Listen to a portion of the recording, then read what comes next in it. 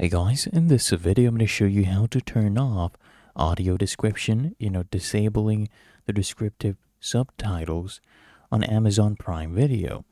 The first thing I want you to do is open up anything you're watching that has audio description. Okay, so let's say we open up this one. So whatever you were watching, what I want you to do is actually come here at the top right. You'll see all of these icons. And I want you to go ahead and click on this icon right here. And then here you'll see audio. So there's audio description. What I want you to do is make sure this one is not selected.